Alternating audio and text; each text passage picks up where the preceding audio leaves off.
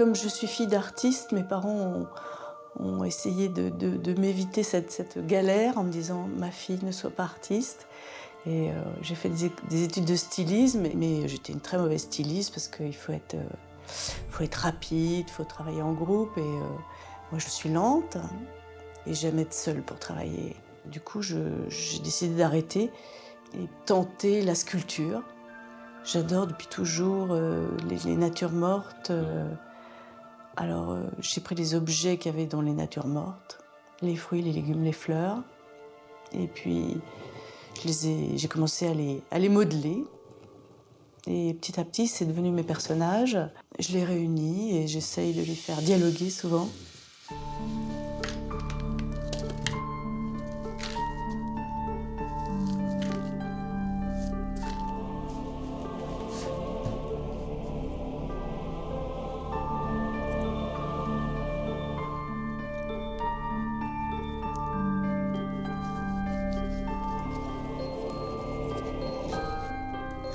C'est un petit peu ma technique qui m'amène à faire ces rondeurs. Et puis, finalement, ce qui m'intéresse, effectivement, c'est la rondodité, le galbe.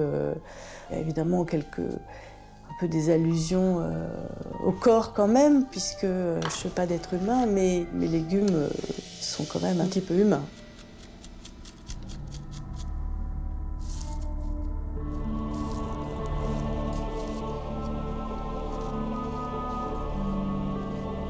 Érotique, on va dire plus sensuel qu'érotique peut-être. Bon, chacun y voit ce qu'il a envie de voir. C'est vrai que leurs formes souvent peuvent m'amuser.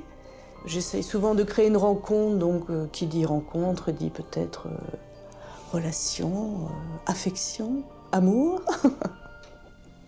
Mais c'est quand même beaucoup pour rigoler.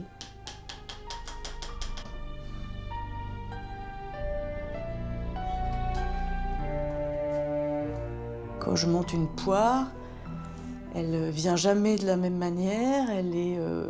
Celle-ci est plus dodue, celle-là un peu bêcheuse, celle-là a la peau un peu granuleuse.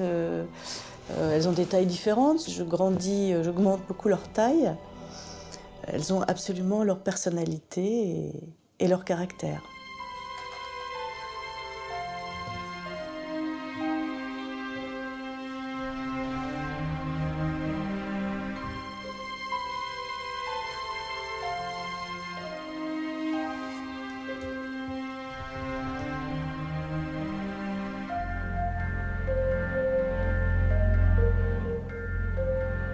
Pendant longtemps, j'ai pas mis de couleur parce que j'étais concentrée sur les formes.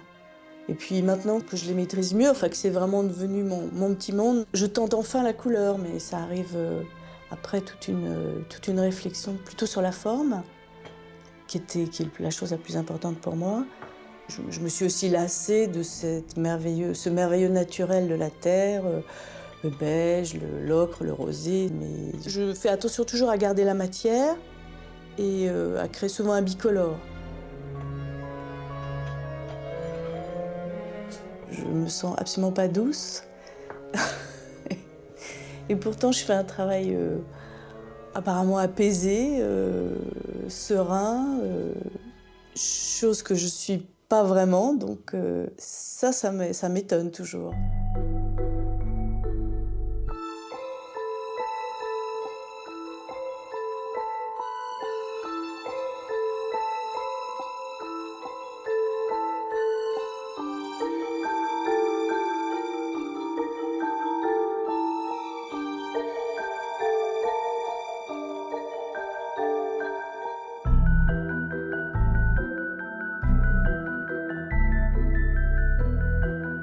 Toute cette rondeur, elle n'est pas agressive, elle est caressante plutôt.